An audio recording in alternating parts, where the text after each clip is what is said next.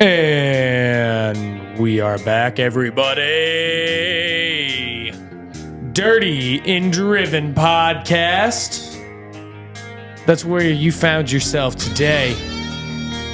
My name is James DeVinny, and I am your host on today's episode. This is the show where we bring people to the blue-collar world and we teach them how to kick ass. Kick ass. Our mission is to gain, train, and retain solid, hard-working individuals in the blue-collar construction trades.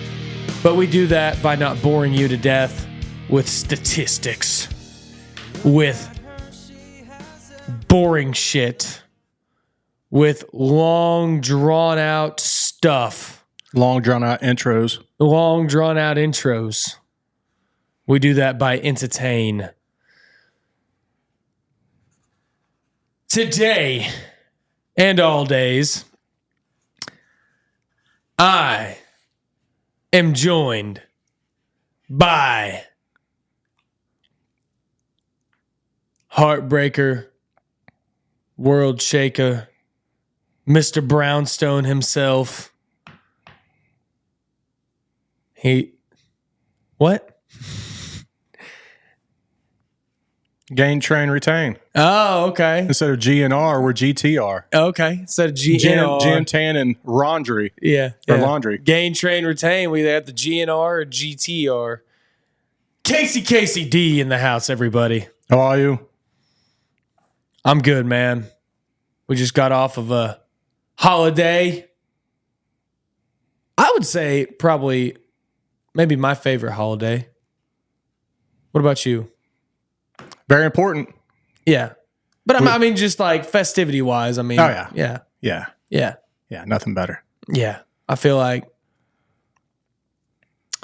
4th of July, I think it's, of course, this is what, coming out 2 weeks after the 4th, but. Happy belated. Yeah. Happy belated 4th, everybody. No, I forgot we doubled up on recordings this time, but no, dude, I like the 4th of July because it's not a put on. You know what I mean? Like Christmas, Thanksgiving, like, you know, everybody's got their best foot forward for their families, you know, and it's so much work to, you know, make the turkey and the ham and the this and that and the other. And then people are like sitting around the table, like arguing about shit. 4th of July, it's just like, hey, let's go do karate in the garage. Let's go blow shit up.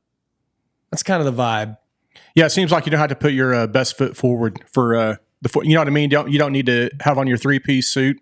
Debatably your worst foot forward for the 4th. I mean, you can be sweaty and it can be all right for the 4th of July. You can be sweaty. You can be shirtless. Dude, this is the first time I've worn a shirt in 3 days.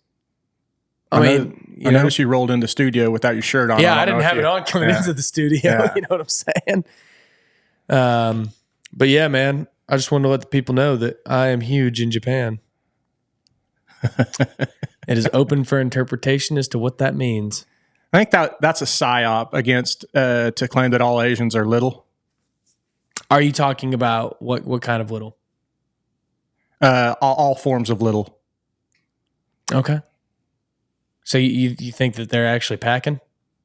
Not only packing, but I think they're all probably about 6'4". You know what I mean? It's not like the Family Guy bit where he's like, it's like that time that I got lost in Japan, and then they were like, Peter, and he's like, what? And then he like turns and he's like twice as tall as everyone else. Like, oh, okay, there you are. That just sets the tone for your thoughts on Asians. Yeah, I heard. I don't know. Well, I thought the shirt just meant that, like, media wise, this podcast, it's huge in Japan. But it's saying I'm. So are you the podcast then? Are you claiming that I'm being you? Just me as a celebrity. All right. Yeah. On my E-class celebrity list, there's A, B, C, D. Somewhere around there is the E-class. And I think that's where you and I fall. I was thinking of the setting the tone on your feelings that maybe Asians are smaller than the average, let's say, American, right? Average Joe. Setting the tone. I heard a story that 45, soon to be 47, used to do in board meetings. He would walk in, and And whenever he would walk in against potential other people for business, almost equals, he would walk in, and right when he'd sit down beside almost, his competition, he'd sit down, then he'd look at him like they just shit their pants. He would do that before, because the boardroom would be real quiet. He would do that and look at him like, God damn, did you just? And then he'd get into his spill or whatever. So that person would be they would be on the defensive the whole damn meeting, because they'd be like, dude, I didn't shit my pants, dude. What the fuck? And he'd still be looking at him, Who did that? Donald J. Trump. Trump did that? Yeah. I thought you said 46, soon to be 47. No, I said 45, soon to be 47. Gotcha. I see. Because as this podcast is being recorded, the news was old Sleepy Joe last night had a medical scare or issue on Air Force One. Oh. So they're already moving forward with the plan. Yeah. I think, I don't know, you know me, I don't like to talk politics too much. Have you ever thought, and I feel like this is going to make a lot of people uncomfortable, but what if Trump is part of the whole thing? Could be.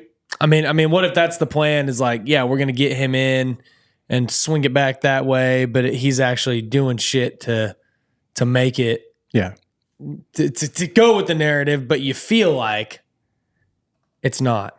Yeah. Well, that's a good thing. I mean, in order for us sheep to be happy, we need to feel like we have choices. Yeah. Yeah. For sure, man. Are you going to vote this year? Yes. Okay. Do you feel like your vote counts, James? That's what I was wondering. I know. I saw the Chatterite episode too. Oh, did you? Yeah.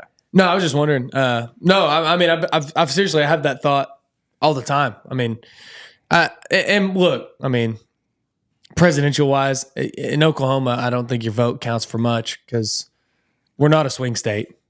Every county is going to vote red. You know what I mean? So, like, no matter what you vote for, I mean, it's okay, whatever. And Oklahoma as a whole, I mean, there's not that many electoral votes to come out of here. But that being said, I think it's still important to vote for city, county, school board, stuff like that. Right. I mean, but you still don't think that on a micro scale, things like that happen also? I think they do. Where shenanigans happen and people are put in place, even though the votes might not show it? I think they do, but I mean, if 500 people show up to vote, you can only sway it so much. You know what I'm saying? Like, okay, let's say you got, I feel like you can only sway the vote so much before it's just blatant that, okay, this was done. And so if you have a little bit, you might juice somebody up a little bit. But like, again, I think I talked about it before, like whenever we had a city commission race, 600 out of 25,000 registered voters in our city went and voted. Even though we don't have 25,000 people in... 25,000 people in Ponca. That's our population. But I think they said 18,000 registered voters. Yeah. So 600 people went and voted. And it's like, you're not swinging that. You know what I'm saying? Like, that's very obvious. You could go knock on the door of everybody who voted and ask them if that was their vote. So that's just how it is, But I think local elections are important. Yeah, but also if you're doing local elections, go and make sure that they're not using the Dominion voting machines, because... Yeah, I don't know anything about that stuff, so I'm not really going to speak on it. Well, you know the trend when everybody went to sleep for the 2020 elections and Trump was up by, and then the pallet's full of ballots. Next thing you know, it was 100% votes went for Joe the next morning. Yeah. No, I mean, I know. A lot of fuckery can happen. Yeah. Oh, yeah. Hey, I'm glad. We got into politics right off the bat, man. Yeah. Hell yeah. I threw you a bone. All right. Hey, thanks. That's your bone. So I want you to wag your tail and give me a, Okay. Hey, I need to touch on something. You're going to try to run this show, but I need to touch on something real quick. I noticed that you played the 4th of July celebration. Yeah. How was that, by the way? That was great. Being the old closer. The old closer. The hammer, dude. That was a good crowd. But there was something missing on you. What? A shirt? You weren't wearing the tidy whities, dude. No. You weren't. What the fuck? Dude, it was 100 fucking degrees. I wasn't going to wear jeans. No, but you had those white shorts that you also wear also. I had American flag swim trunks on. Yeah, but they weren't. I know. The tidy whities, They weren't man. the signature. No, but we play another 4th of July show today. Again, dude, this is coming out so late from when we're talking. Yeah. Fuck it, dude. I don't care. We're playing the 4th of July show today, our third one, and I'll be rocking the tidy whities. I wonder if the old meth head dude's out of jail down there so he can come see you. Yeah, I hope so, man. Rocking his guitar. Where you playing? Dude, I would play his guitar if I played guitar. Yeah. Yeah, that old meth head, that's a hot guitar he left behind, man. I mean, he actually has been in contact with my family. If you guys are unsure what we're talking about, I don't know, go listen a few episodes back. It would have been the episode probably after like Memorial Day. A meth head trashed one of my parents. They have Airbnbs in a little old town called Medicine Park, Oklahoma. And this guy basically went in there to commit suicide and overdose on meth. You saved his life. Yeah. I mean, really, we actually did. Yeah. Yeah. That's no joke. He's actually been kind of in a nature work camp kind of thing. He's been kind of off the grid, doing just, I don't know. I think they've kind of just had him like working, doing nature stuff like out there. He's still in that area, actually. He's been kind of messaging him here and there whenever they kind of let him have their phones, but he has to charge his phone like with a solar charger. And so he's kind of off the grid doing the stuff. And he says that he's going to get the money to get his stuff back. But anyways, if I was a guitar player, I would play the shit out of that Paul Reed Smith that he left behind, because that was a $6,000 fucking Paul Reed Smith 10 top, and it is a badass guitar. Well, all jokes aside with that guy, that's good that hopefully he came out of the darkness and he's got the old second chance on life type of deal. Tell my mother, tell my father. All right, that's enough of that. You ever heard the story about the person that tried to commit suicide and they wanted to do it right? So they tied a noose on a branch, and the branch overhung. It was a cliff, a big old cliff. But to make sure that they did it right, they drank poison. They lit themselves on fire. They had a gun. They put the noose around their neck, and then right when they went and jumped off the cliff to make sure that the noose hung them, they went and they tried to shoot themselves. And when they did, they accidentally shot the rope. So the bullet missed their head. They shot the rope. The rope obviously didn't cinch around their neck. So now they're falling towards the ocean below, and they got scared and they threw up the poison. They hit the water and they survived. Well, that's wild. So you can have everything lined up in the world, like doing some meth out of place in Medicine Park, and the water be running, and you screw yourself because somebody notices water running and saves your life. Dude, there's some people that, this is deep. I think that there's some people that truly are in the arms of an angel. We were meant to live for so much more. We're playing that song today. But for only 25 cents a day.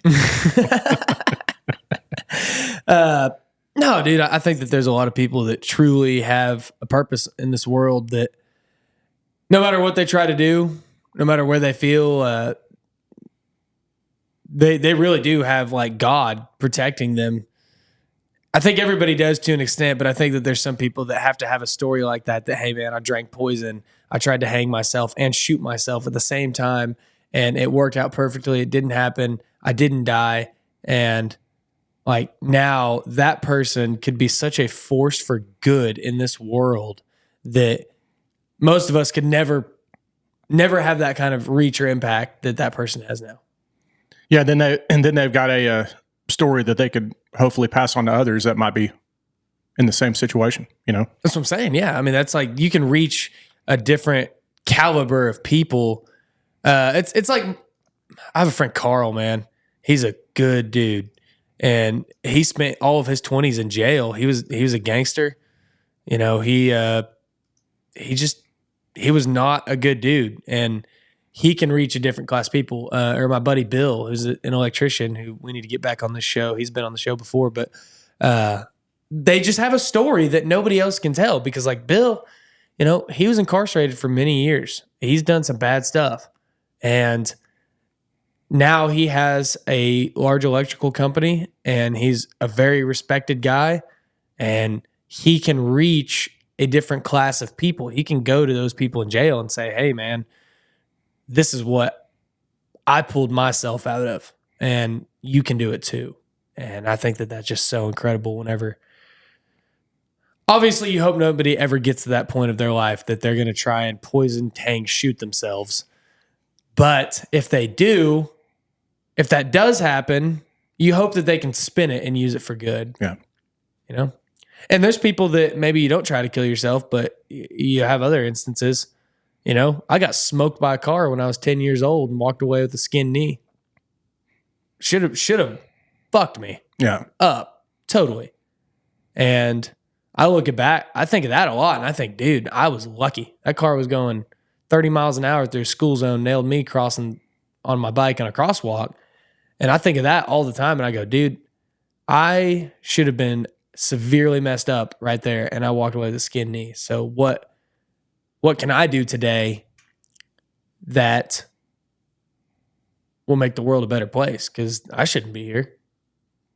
Yeah, then you got people like that'll do a live stream, and they'll take their testicles and they'll set them like on a rock, and they'll take a hammer and they'll beat their testicles or they'll cut the nuts off, like live for views and shit. Have you heard of that crap?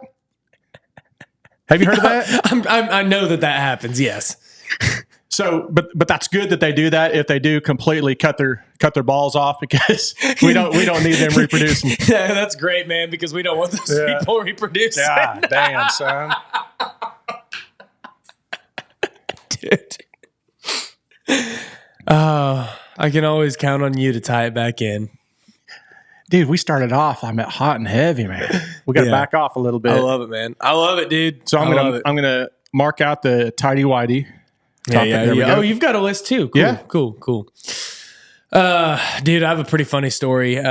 So the other day we shut down Union Street. We didn't shut it down, but we're milling and overlaying Union Street here in town, right?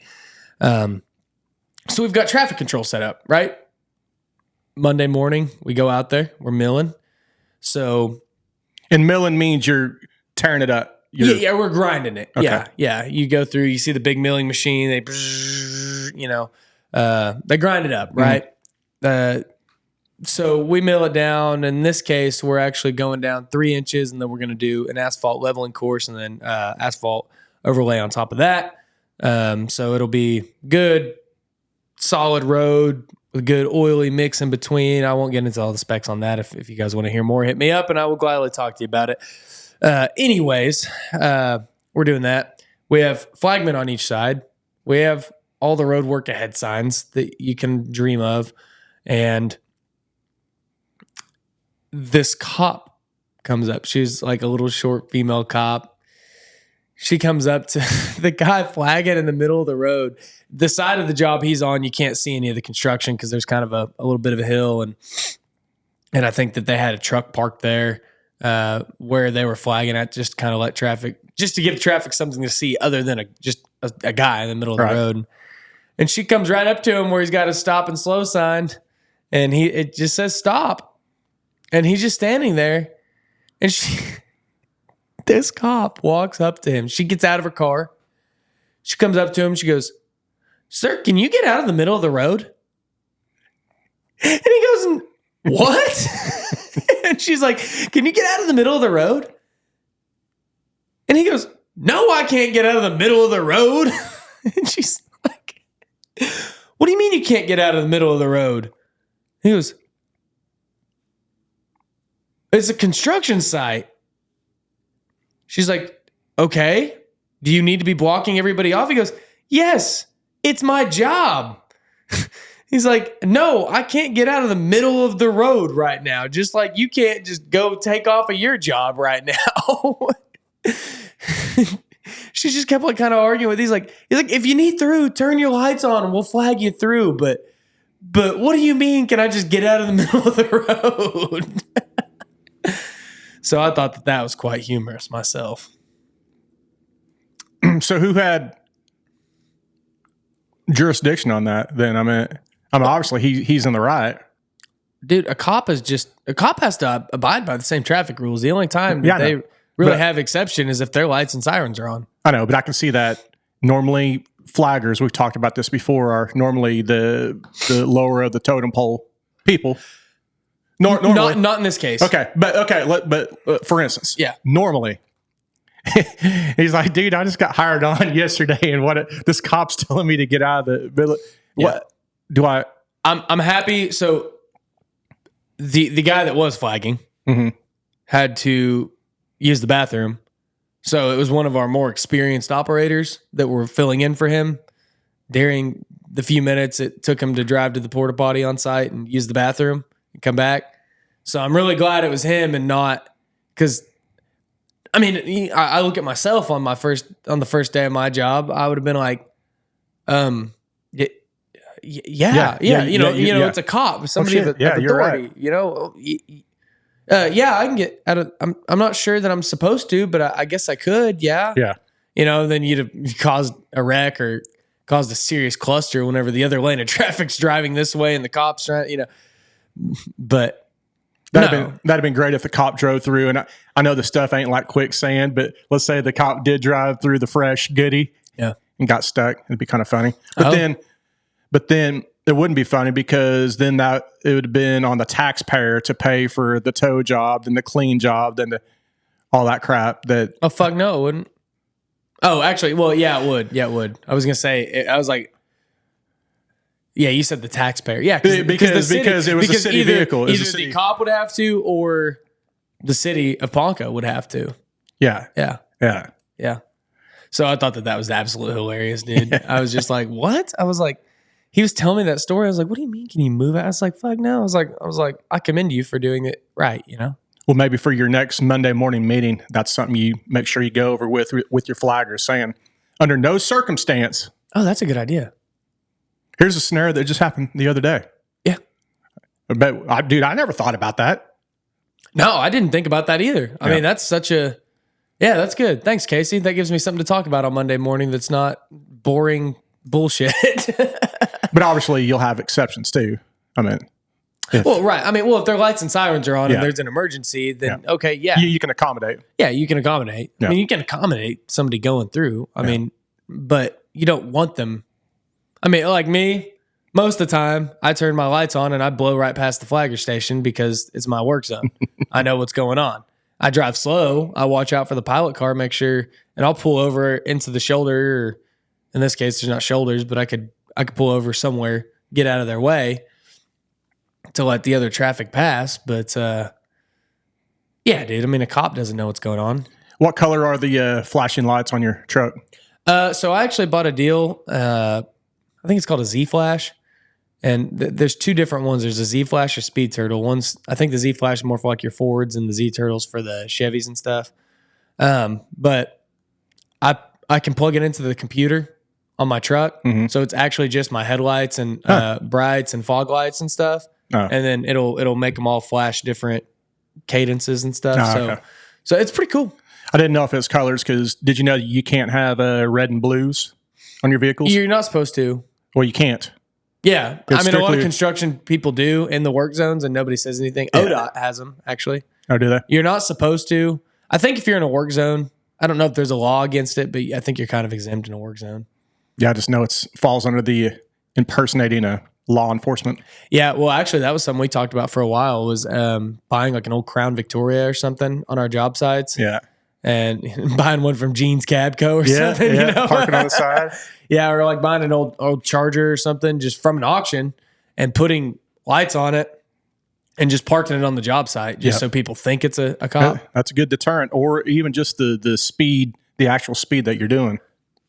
Yeah, because we hire highway patrol or sometimes like sheriff or local cops, depending on the town we're working in. And I mean, dude, that gets so expensive. Like a highway patrolman, you're paying, the minimum is $75 and the maximum is like $100 and some odd dollars because it depends on the rank. So you don't get to choose It's just whoever they send that day, you got to pay whatever that rate is depending on their rank.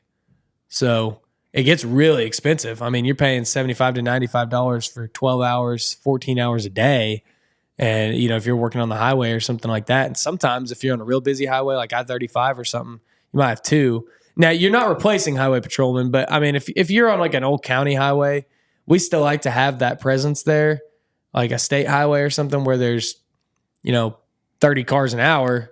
We still like to have something there to slow people down, especially those are so beat to hell. Once you pave them, people are just hauling ass down them. So it is nice to have something, but we've talked about that before, getting a charger or something with lights on it just to make people think that, oh, it could be a cop and slow down. While you're talking, I just thought of my multi-$100 idea. Make you $100 Yeah. Yeah. Buy a fleet of them old Crown Victorias like you're talking about. Yeah. Make them look like police cars. You can put the old deals on top. Yeah. But don't do your red and blues or whatever. But have a fleet of those. And what you could do is, and any listeners, if y'all want to go out and make multi-hundreds, you can do this. I'm letting you do it. But lease these out or rent these out, like set them up,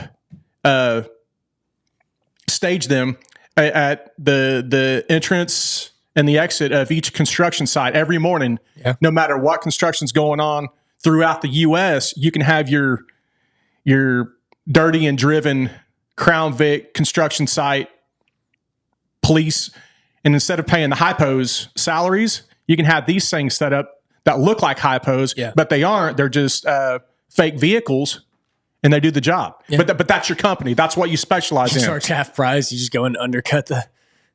Well, yeah, because that way the law enforcement can focus on more important things than people speeding through. That is the hard part, dude. I mean, that's what they've been telling us, is that like the highway patrol, they're so grossly understaffed right now. And I'm sure that that's an issue all over the country because, I mean, the last couple of years, fuck the police, right? That's been a big thing, and they have it's not cool right now, right? The police are like, it's not cool. I mean, phones, social media, everything, all these police videos, it's so hard to get police officers because everybody just sees all the negative flack from it that it's really hard to get them in there. So I could see, because that's basically what they've said, is because like if you're working a construction zone, it's an off-duty cop. It's not somebody on duty. You're paying the highway patrol, and then like these guys are getting paid overtime to be there. He's off duty, but he's able to use their resources, their vehicles. Yeah, you pay the highway patrol. Okay. So he gets like overtime pay. You're paying for his overtime, and then like you're also paying the highway patrol to use his car and stuff. Okay. So you're still, they're getting paid for it, but he's off duty. So if you reserve an officer, he's not working right now. He's not on the clock. He's not. He is off the clock, off duty, in a car. So he can't chase you? Oh, he can. But he's off duty. Yeah, he can write tickets and stuff. But he's off duty. He's on duty, but it's optional. It's optional, right? Working overtime. Yeah, he's working overtime. Okay. So it's optional. Like if you were a highway patrolman and you got it, like if they said, do you want to go, hey, we need you at this construction job tomorrow, you can say, no, I don't want to. Like that, I don't want to work overtime tomorrow. Like you're not getting a guy that's scheduled right now to be working. Right. It's a bonus opportunity. Kind of like the ones that work weddings or dances. Exactly. Yeah. Same deal. Yeah. Yeah. Okay. They're getting paid to be there. They're trained, professional. Like, yeah. We need to have law enforcement come in and straighten this shit out. Yeah. That's how it works for construction zones. So anyways, I don't even. Yeah. Oh, I was like, I don't even remember how we got on this tangent. Yeah. No, I do. Speaking of, how's that chip seal or whatever going on the way to Stillwater? Come on, man. I'm transitioning here. Yeah, I was literally about to bring that up. That was my next thing. Great job, Casey. Yep. We just finished each other's sandwiches. Oh, that's not what I was going to say. Remember that? That was on Frozen. No, I know. Oh, okay. You didn't? Okay. I was hoping he'd say something just totally off the wall. That's what I get. That's what I get for finishing something. I almost got all the hot dog chili finished. How was it? Is it? It's good. There's not cut up or, minced up hot dogs in it. It's literally for chili dogs. You know what I mean? Oh. It is. But I think it's the same that the Dixie Dog uses for their conies. So it's just regular old chili. Yeah, it's chili, but it tastes exactly like the Dixie Dog's chili that they put on their conies. Damn good, man. Damn good. I had to give you an update on that, by the way. I need an update. Okay, so that's what hot dog. So it's chili made for hot dogs. Yes, and that's Ralph's. Their business in Oklahoma, right? Yeah. Yeah, that's cool, man. So I'm glad that we got that update on the hot dog chili because I know a lot of people have been anxious to hear. They have been, dude. I've getting blown up, and I said, "Hey, just wait till the podcast comes out in the next 2 or 3 months from when we record it." Yeah. Real quick, I wanted to shout out the Heave podcast. They asked me on. I went and recorded with them last week, I think. So Alex over there and his team, thanks for having me on. I don't know when that episode releases. They said they were going to send me some stuff. But anyways, just wanted to give them that shout out. I appreciate it. They've got an interesting concept. Heave, I guess I didn't even know this before we started recording, but they're kind of like Uber for field mechanics. You know, if you're a field mechanic, you can get on there and like you can find jobs basically and you can go and book a job through this app. So you can see, like, if you're a construction company or whatever and you have heavy equipment, you can post that, hey, I need da-da-da serviced. And then these mechanics already have their rates built in, this and that and the other, and then kind of choose each other and find it. And I don't know, interesting concept. No, that's great. Yeah. I know we got some friends that don't love the concept of their app, but I don't know anything about it. I don't know enough about it to speak one way or the other. It's the Angies of field mechanics. They've vetted these people. They got the rates in. I'm sure they get a cut. Yeah, I'm sure. Well, you know the Angie's list, right? You've seen Angie's? No. It used to be Angie's list. Now it's Angie's. But for home repairs and stuff, they got all they have all these vetted contractors with, how much it charges per hour. Yeah. And then they'll get contractors hooked up with homeowners to do the repairs. Yeah. And obviously they get the cut for. Yeah. Yeah. Something like that. Yeah. So it's the Angie's of field mechanics. Yeah. So I don't know. Anyways, thanks for having me on, guys. I appreciate it. James, thanks for not taking a stance on that too. Thinking that it was a good, that was a good. I don't know enough about it to endorse it. You know what I'm saying? I mean, I like it. I think in theory, it's a cool idea. And, I hope them success. I always thought there'd be something good. And I know there's probably something out there, but I've got my weed spraying business I do on the side. Yeah. And, I specialize more like in the industrial type of stuff, like the bare ground control for energy companies. I mean, if you want it dead, that's what I do. Yeah. But if energy companies needed to go out and hire somebody, the same type of concept, it'd be cool if somebody like who you just talked about there would be for contractors like me. It could get the energy companies hooked up with people like me to fill a void and do a task. Yeah.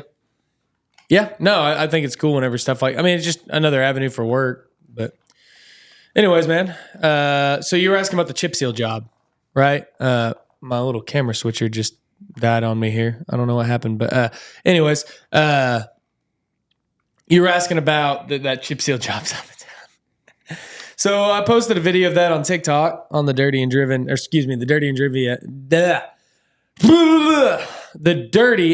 media team posted a video of that on TikTok. Oh, dude, I'm living for it. It is so funny. If you guys haven't seen that, go follow us on TikTok and check this video out. People hate chip seal on TikTok, dude. 95% of the comments are like, this is fucking garbage. This stuff sucks. I think it's so funny. So anyways, first of all, that is not my job or the company I work for's job that we're doing. What they're doing on that, and I don't know how much I like it or not, they're putting a Band-Aid on that road, right? So they're putting it on 177, which is a federal highway. I mean, that is a U.S. highway. That's a big road, major road between Ponca City and Stillwater. Gets a lot of traffic, right?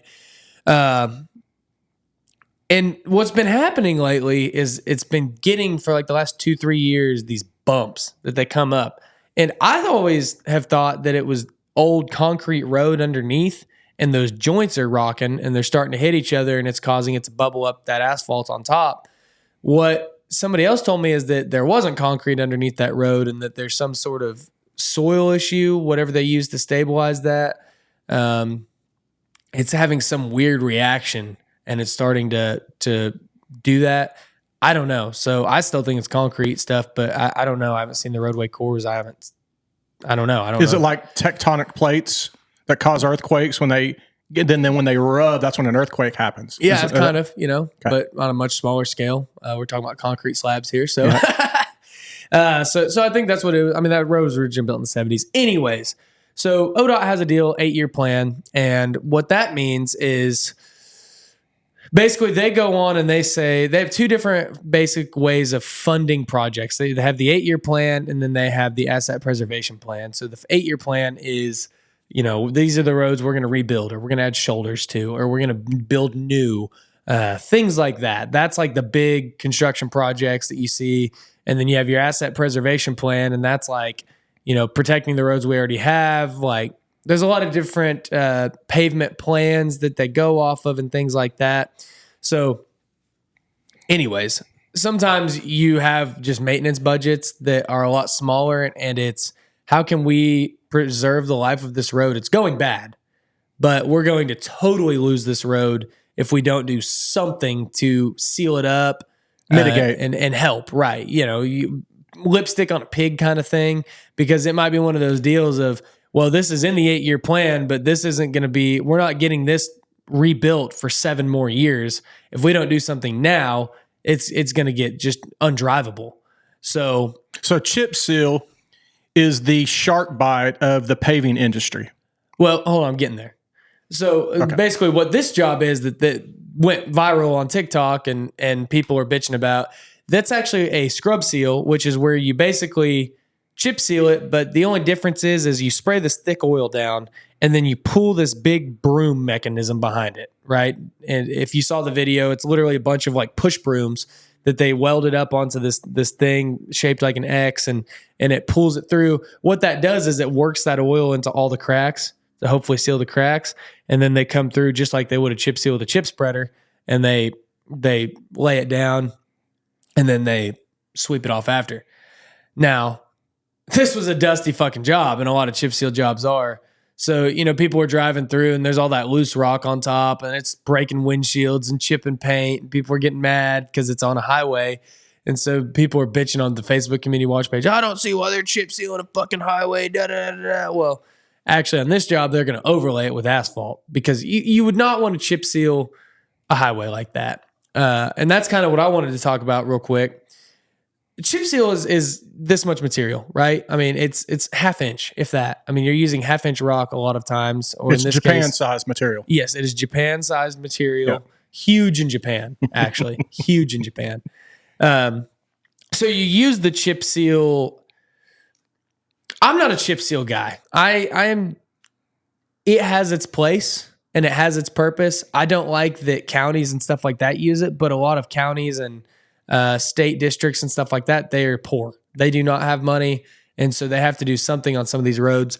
Where is a chip seal good? It's good on a low traffic dirt road, low speed limit, that with a good base that you can drive through.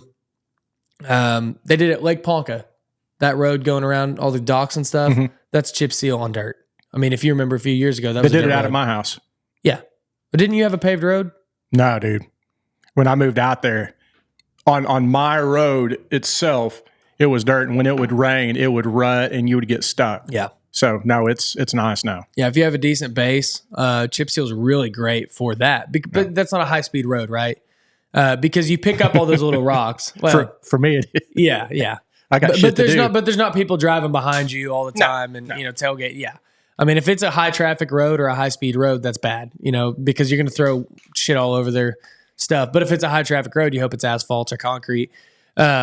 Chip seal is great for like county roads, things that don't get a lot of traffic. They don't want to spend a lot of money on. Yeah. It's great to keep the dust down. And it's really good if you have a decent asphalt road that just maybe it's getting some cracks coming through. You can go through and you're resealing it, right? So it's good for that kind of stuff. And once it sets up, it's not going to be throwing rocks like that and all that. But for the first couple weeks, it's going to throw rocks and things like that. But in heavy winter states, if you have plows on it, it's going to just rip that shit up, right? It's good for long driveways. For a cheap alternative, just the same thing. Like if I get farmers all the time asking me for a quote for a 1/4 mile long asphalt driveway. Well, whenever you give them a price, they about want to shoot you because it's so expensive to do asphalt there. So a chip seal is good for that. I'm curious to see how this job does, in particularly that we're talking about with this little scrub seal, and then they're going to overlay it with asphalt after the scrub seal. I think it's actually going to be pretty cool. I think they do it a lot in Texas. It seals those cracks up good and gets a good seal on all the little cracks, and then you pave asphalt over it. So you keep the water out, and then you put asphalt on top of it to get structure and ride and stuff like that. So I think it'll actually be pretty good once it's done. And I think the main bitch, just from what I'm understanding, is I know it's a work in progress, but you didn't ask for all this gravel to be thrown up and hitting your windshield. No, right. We need to stay back 100 feet, or, well, you got a car coming the other way, and it's all of a sudden you're getting these chips and dings and dents, and who's liable for that? Yeah. You can't hold anybody liable. Right. Yeah. It's like you just got to fucking eat it. That's what sucks, dude. And it's dusty. So like whenever they were doing it or like sweeping it, it was just people driving on it. You could hardly see the person in front of you. It's just, that's a rough place to be chip sealing because that is a busy road. And I was out there the first day they were there. It was cool for me to watch. Got some good video content out of it. I learned a lot. The only thing that sucks is everybody started calling me going, what the fuck are you guys doing out there? And I was like, that's not me, man. They're like, I saw you out there. I was like, not my job, you know? Maybe a way to equal it, to make it equal, is oncoming cars that are driving by the workers that are in the vehicles. They just throw rocks at the work vehicles and they just ding and hit the windshields and shit. That way it levels the playing field. Well, I would say not the work vehicles because they're just doing their job, but maybe the state vehicles that are on site. Yeah, but then that gets passed on to the taxpayer again. Well, but the taxpayer is the ones getting fucked with their windshields. No, dude, it's a fucking dude. Ain't it something, dude? Yeah, it's always something, right? Can't win. Yeah. Shit. I thought I had it figured out again, man. Take revenge. Go break the windshields of the state trucks. That and my $100 idea earlier with the Crown Victorias. Yeah. I thought that was the big one. Yeah. Because if you break the construction workers' trucks, then they just raise their price. So either way, it comes back to the taxpayer. Yeah, kind of like... Because I promise you that contractor is going to keep a running list of how many windshields they broke, and they're going to add it to the next bid. Yeah, just like I was reading the deal the other day, you know how they're getting rid of the grocery tax in Oklahoma. They're just going to pass that on somewhere else. Yeah, I'll be interested to see where that comes, how that plays out in the long run. Kind of like I said, when you're negotiating a vehicle with a car salesman. They say in the short term, when they first did that, they had no intention of upping it. That's straight. The conversation I had with the lieutenant governor was, no, we're not at this moment in this time in this session, we're not adding taxes elsewhere. We're taking the grocery tax away. We are actually in a good spot financially, and those funds that we get from the grocery tax that we want to do that will then all these natural disasters happen, and it fucked a lot of stuff up. And now they're like, shit, we don't have the money to da-da-da-da-da because our parks got wrecked by some of these storms, our vehicles got wrecked, stuff like this and that. And now it's like, shit, we need more money. So they're already talking about it again, but I don't know. We'll see. I ain't touching. I'm done. You're done? Yeah. Yeah. We talked about natural disasters, I think, last week. Oh, speaking of natural disasters, one thing. Yeah. I was texting with my brother last night or this morning. He lives in Houston, Katy, actually. Yeah. And by the time this thing comes out, it'll already pass, but Hurricane Beryl or whatever it is that just went through Jamaica or wherever. Yeah, dude. And it just wrecked. It just hit St. Tulum. Lucia And I think now it's back up to a Category 5, but it's going towards kind of the South Texas, Padre, Houston area. Yeah. And he said, I'm getting ready for this hurricane that's coming. It was last night that he texted me, which it would have been Friday night, the 6th or 5th, whatever the hell it was. And I said, and I was thinking of creeping death kind of like the old Metallica song, where you could see not death, but potential destruction coming, and you could see it a ways away, and you know it's coming. You have time to prepare, but it's coming for you, right? Right. And I texted my brother. I was like, dude, what would you rather know? Would you rather know when you're going to die, creeping death that's coming at you, or would you rather a tornado just come at 2 a.m. and just fucking take you out? I was actually having that conversation with a Florida man the other day, a few weeks ago, and he is the embodiment of a Florida man. But we were talking about hurricanes versus tornadoes. He's like, "Oh no, he's like, hurricanes, they're fun, dude. But tornadoes scare the shit out of me." And I was like, "Really? See, I'm the opposite. Like tornadoes don't really bother me too much, but hurricanes scare the shit out of me." And he goes, hurricanes are scary if it's a big hurricane and you're there. But he goes, the thing about hurricanes is we know a week before they're coming. Yeah. He goes, a tornado, you don't predict that. I mean, that might just pop up and you don't even know it's coming. And then literally like 2 weeks after that is whenever that little mini tornado shot through my backyard and knocked my fence down and all that stuff. I was like, damn. I was like, that was kind of scary. Yeah, hurricanes are kind of like a buckshot from like a 12 gauge. Yeah. You know what I mean? Yeah. Then you have like the sniper that comes in at night while you're sleeping and it's real pinpoint, but it'll take you out. Yeah. Yeah. Just real small area of those tornadoes and you don't know they're there. And I mean, like that little one, I mean, they had storm chasers all over the state that day, but they wouldn't have known that little system was brewing up right there in that very specific small area of Ponca City, Oklahoma. Yeah. So anyway, to your weather deal, I had to get that out. Yeah.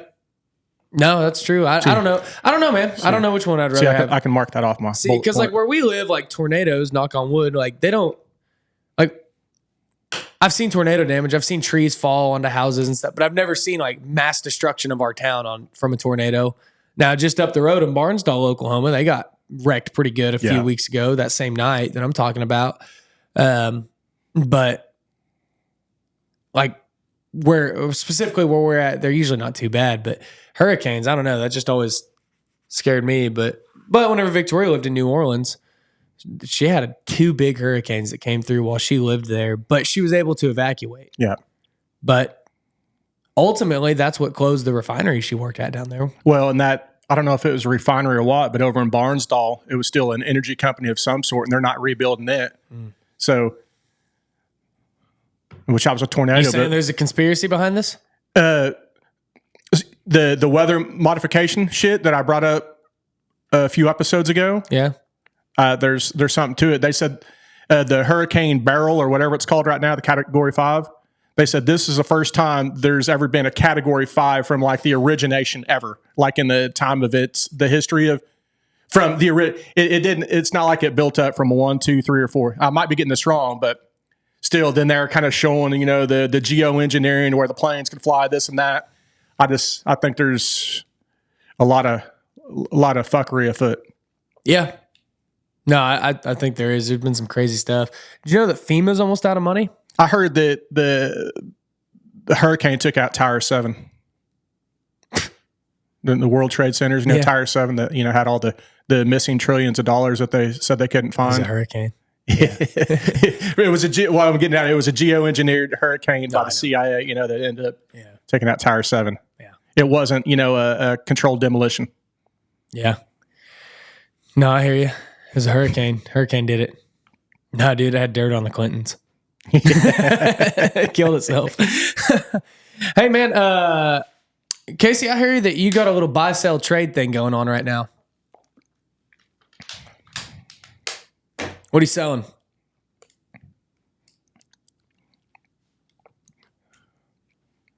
You talking about my lake deal? Yeah. Yeah, I'm selling my the most unique private lot on Ponca Lake as we speak. Historic, beautiful Lake Ponca. Yeah. Private, secluded lake lot. By the time this thing comes out, it'll already be sold. That's true. It might be sold here in about 40 minutes. Yeah. And then Casey will be a thousandaire. And I'm going to get a little bit of earnest money too. Like if people don't have it in hand, say, hey, at least give me a bone until you come up with it by this Friday. Because if it falls through, at least have some money in hand. The old deposit, boy. You damn right. Cool. Awesome, man. Well, Hey, thanks for touching on that, Dan. That was a yeah.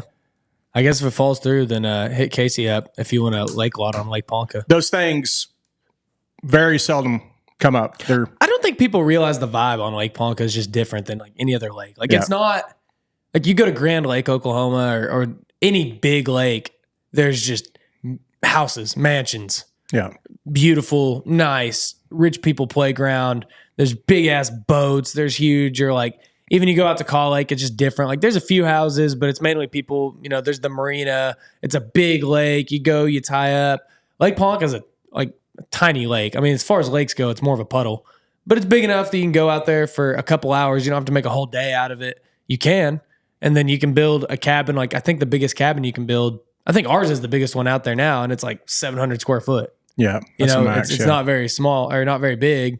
It's just one big room and a bedroom, basically a tiny home, and it's sweet, dude. I mean, it's just you have your docks and you see everybody. You got all your neighbors there, and you can literally kayak to anywhere on the lake. You can take your jet ski or your wake boat. Great for wakeboarding and stuff. Yeah, it's a cool vibe. It's different. It's nothing's far away. It's just all pretty close. And it's not dirty, muddy water like Call Lake either when the waters rise. Yeah, it's not that red clay. Yeah. Yeah. It's a nice lake, man. I love going out there. So anyways, if you need a dock, talk to Casey. He might sell it to you for top dollar if it's still available. for top dollar? Okay, I'm going to buy it then. Yeah, instead of bottom dollar. We are not making any smoking deals. For sale, not on sale, bitches. No negotiating, whatever it is. Yeah. Hey, before we kind of wrap it up here, I had a question come in. 7 inches. 6.5. Get out the tape. No, I had a question come in. This was actually a really good question. I'm just going to pull it up. It was somebody messaged me on LinkedIn, and I thought that this was a great question that really should be addressed. Well, I shouldn't say should be addressed, but I just thought it was a really good question. Guy named Jacob. Jacob Burlane. So thanks for submitting this question, Jacob. He said, I've been working excavation for about 3 years now, and I enjoy the podcast. I would like to elevate my career beyond just being a laborer/operator to a position such as an assistant superintendent or field superintendent, but I'm not sure the best way to go about it. Given how much you talk about the paths in construction and being a project manager yourself, I was curious what your thoughts would be on construction management certificates and associate's degrees as opposed to a full bachelor's degree, as it seems most companies value bachelor's degrees over any on-the-job experience. I would appreciate any advice you can give. Thanks. Dude, what a great question. Yeah. Gave good detail. First of all, I just want to say that is a great question because he gave good detail. Throughout the options, kind of told us where he was at. Some people just throw a blank question of like, what's better? Vague. And you're like, I don't know your situation.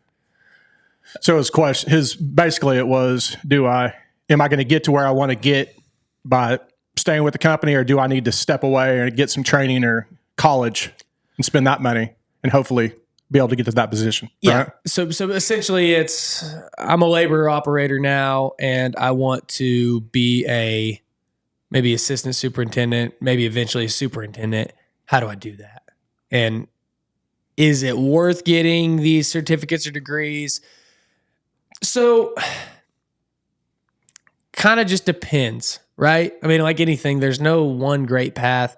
I think for one, you need to say, am I happy with the company I'm at now? Or do I want to go to a different company? You got to figure out your own path. And that's where I don't really know his situation there.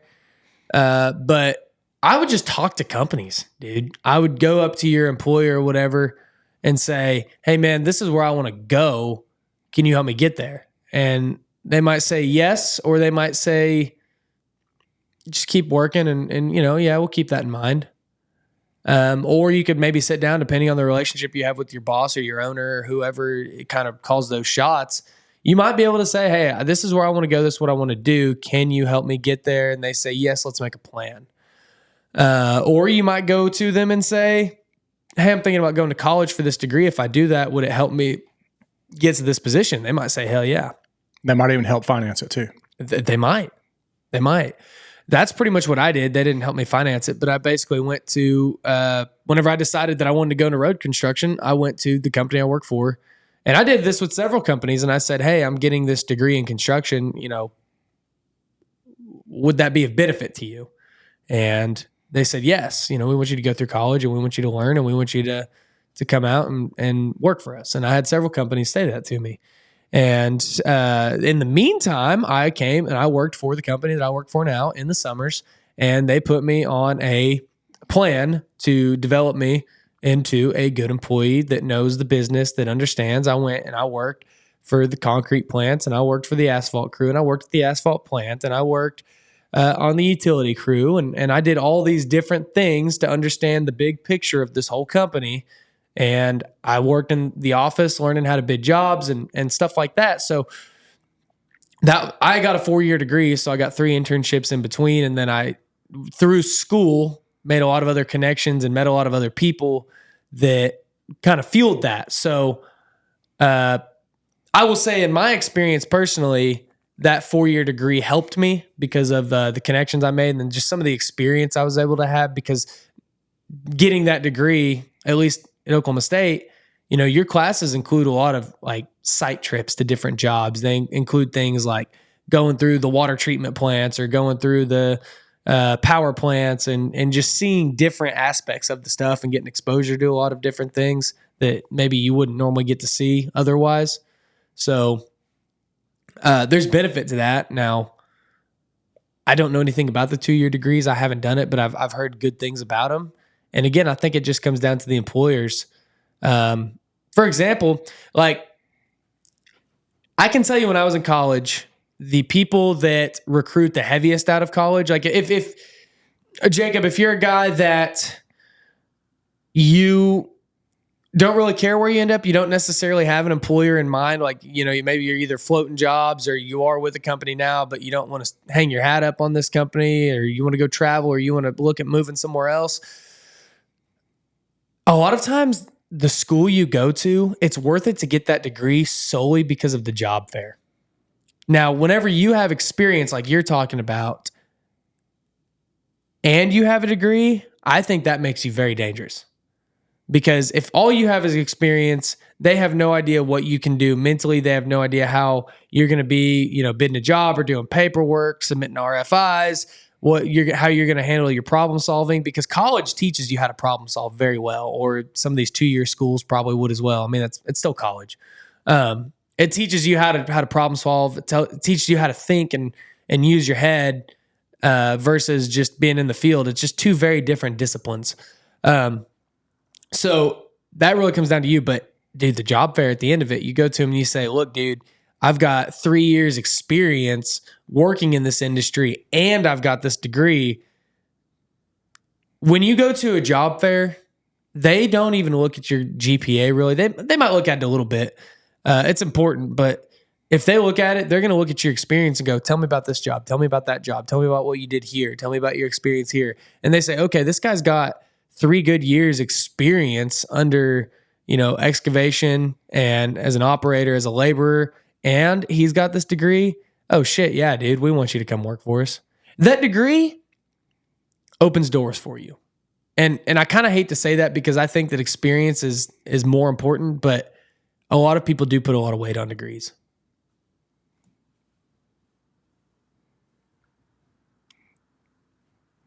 That's good. Yeah. Pro degree, man. I like the shift. I'm just pro right option. No, yeah. If you're going up against somebody else and you all have the same experience, but they've got another tool in their toolbox, meaning a degree, then yeah, the degree is probably going to trump it.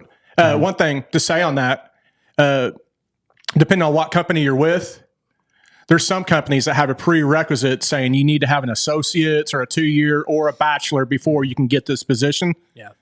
The company I'm at, Pipeline, or the energy company I'm at, that's the way it is. Yeah. But my good buddy that has worked his way all the way up to management, he is an exception to the rule. Yeah. Meaning he didn't get that bachelor's degree, but he's been with the company for 30 years. Yeah. And he's done everything from putting in pipeline to operating to gauging tanks to doing everything and anything in between, working his way up to where his field experience in all aspects of it got him the job without having to have that degree. Right. So I think, like you said, if whoever Jacob's with, if he enjoys the company, I think there's nothing better than somebody that is eager and willing to learn. And your job as management is hopefully to get somebody to take your place and move up the chain. Because if somebody is eager and willing to promote, that just makes you look even better too for your boss or whatever. So, dude, this kid's hungry. He wants to learn.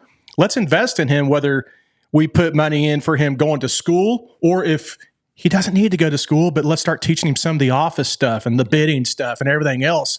And let's fast track this kid. What I like about school is it teaches you how to focus in. I mean, if I would have worked like I wanted to straight out of the field and then tried to transition to the office, I'd have really had a hard time getting my focus in. Dude, did you get a call from Oklahoma State saying to start promoting college? Well, no, I mean, I am actually on a university board now. No, but there it is. No, but dude, Are you really on a university board? Yeah, I'm a trustee of the university center. Flip flop, dude. Flip flop. No, they asked me to be on there. I was like, dude, I am not pro college. You're wearing flip flops, ain't you? No, I'm wearing Vivo Actives. Where's Mike Rowe when I need him to help me? No, dude. I mean, because college, it depends on who you are, and what I will say is, in this industry, you can get wherever you want with experience, but it takes a lot longer. And that was something that I actually got a lot of shit from the field guys whenever I was in college. Was how come, like, there were some guys that are like, you're getting, special treatment, you're getting this, you're getting that. How come you're getting, you're on the fast track up? Some of, a lot of these guys that have been doing this, they've worked here for 20, 30 years and they finally are in the position you're going to be in and then there was another operator that kind of took me under his wing, and he was an operator. He was a foreman. He was a great dude. And he goes, hey man, don't listen to them. He goes, you are working your way up, but you're doing it a lot differently. And he goes, yeah, if you want to be, running shit, you can do it in the field. It's going to take you a lot longer and it's going to be a lot harder. He goes, or you can stick on the path you're on and go to college and get your degree, and you'll be in a different spot quick. And it's just a different route. It's kind different of like route. You're in debt more with college, but you get there's. And I was fortunate to get through college debt free. Okay, and not everybody is. Yeah, and that's something you have to consider as well. Yeah. So that's it. Yeah. There's special cases for everybody. Yeah. That's good, but man, that's a good question. And you obviously you can articulate that answer very well because that's your forte. Yeah.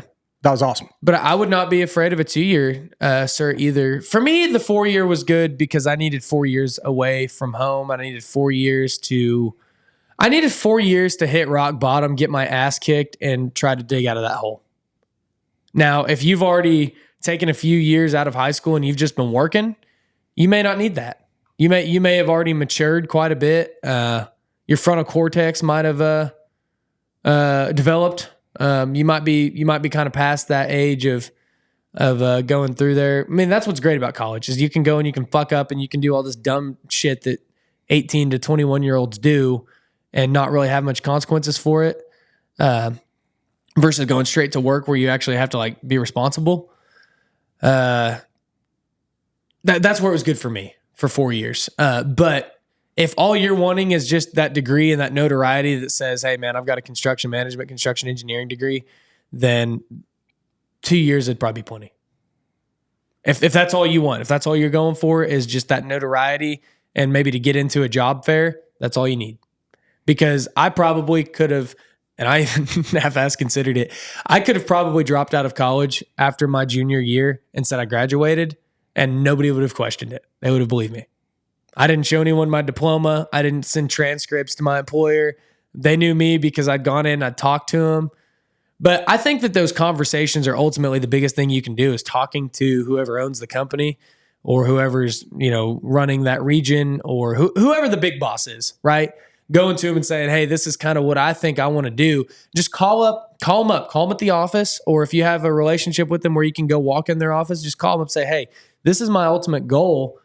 If you want to stay with the company you're with, or if there's other companies you've got your mind and eyes on, you could probably go to them too and say, hey, look, this is where I'm at now. This is the experience I have, but I really want to get to a point where I'm maybe an assistant superintendent. How can you help me get there? Yeah. And he said his excavation company, I don't know what that looks like, but like I'm in the asphalt industry, so it looks different for us. So assistant superintendents and stuff, that's usually where you get hired right out of school. So a lot of the people that I graduated with, they came out, boom, they're an assistant field superintendent, or they're a project engineer, which is kind of the same thing. Things of that nature, right out of school, right off the bat, that's where they went. Or they go on to be like an estimator or something like that. But it just depends on the path you want to go on. But versus it might take you 10 years to become an assistant superintendent if you're just going straight off experience. So it really just depends on where you're at financially and what the reward is and the payoff is, and what your employer or potential employers might think of it, and what you want to do, and if you can buckle down and do the school and couple it with your field experience. Because if you tie the two hand in hand, they really do go together well. Well explained and good options. Look at us, man. Actually explaining something well for once. I was just the hype man during this deal. I was the Flavor Flav of you. Well, it's good, dude. I hate whenever my voice just drags on. I like you've got more animation to your voice. So anyways, back to pounding testicles on rocks. Pounding beers and pounding testicles. Yes, sir. Well, hey guys, I just want to encourage you guys this summer to keep up the hard work, stay hydrated. Remember to be drinking electrolytes, eating right, and just training for it, man. It makes it a lot easier on your body in these extreme conditions whenever you train outside of work. Get yourself in shape, train your muscles, train your mind, and that's just my reminder to get out and do something hard today. Well, by God.